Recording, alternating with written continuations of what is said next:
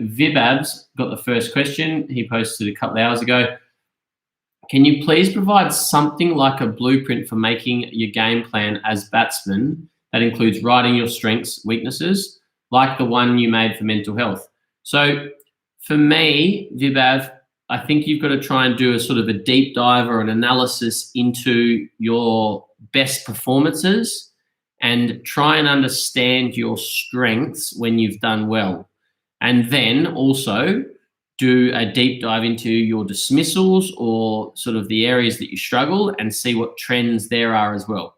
And that's your starting point. That's how you can really start to understand what you're good at and what you're vulnerable, where you're vulnerable and what you need to keep working on. So in terms of a blueprint, well, we can potentially put together like a 1-page or a 2-page document. That's maybe something we'll work on. But for now, I would just, for me, when I was young and I was an aspiring cricketer, something I used to do is keep a cricket sort of diary or a journal. And in that, I'd sort of write the date, who we were playing, how many runs I scored. I'd often draw a pitch map. I'd draw like an oval. I'd draw a little pitch in the middle. And then I'd just remember, and I often would forget some runs. Say I made a few runs, I might not remember them all, but I'd draw out where I scored my runs and where I got 4, where I got 3, where I got 2s, etc.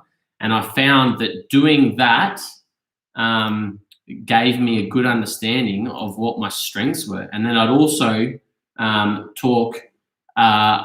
write down,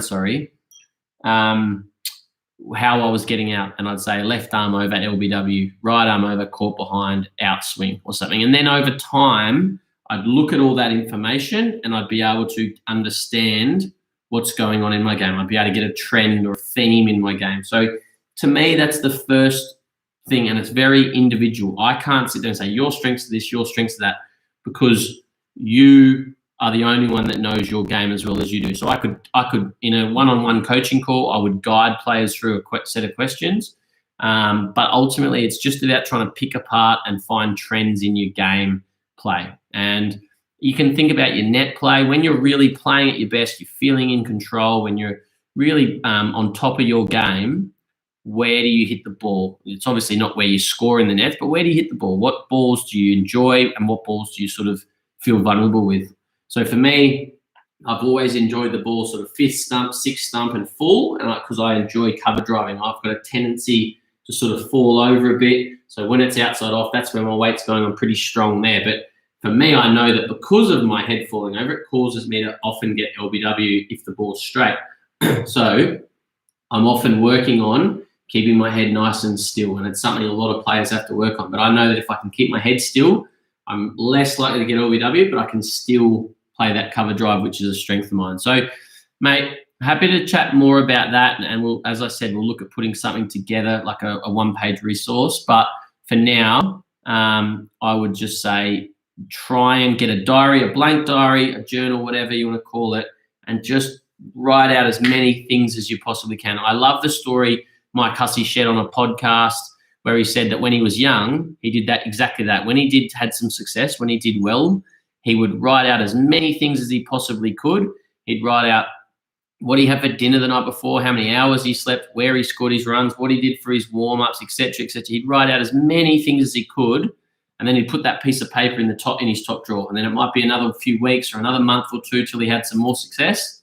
And then when he did, he would write out all those things again. And then after he'd had 4 or 5 innings where he'd done really well, he'd put them all together. I think he got a highlighter, and he would just highlight, when I have 8 hours sleep, or when I go to bed at 9 o'clock, I do well.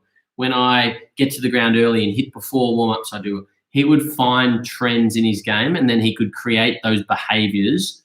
And that doesn't mean he's always going to have success, but it would give himself the best chance. So that's what I would suggest when you're trying to build your game around your strengths. Look for trends when you've done well, and then also to understand your weaknesses, look for trends of how you get out of where you're vulnerable. And I love what Daryl Mitchell said on our podcast, which we published last week, New Zealand All-Rounder, where he said he made the choice when he was a bit older, he was in his 20s, to really try and stick to his strengths and build his game around his strengths while working out how to just deal with his weaknesses. He wasn't trying to become the complete player that could play everything and be good against everyone and score everywhere. He just thought, okay, what am I really good at, and how do I become even better at that and build my game around that? And how do I then just be able to deal with those weaknesses and just negate them. So that's a really good point, I think. So mate, I hope that helps. I hope that Vibhav, I hope that gives you something to go away and work on, mate.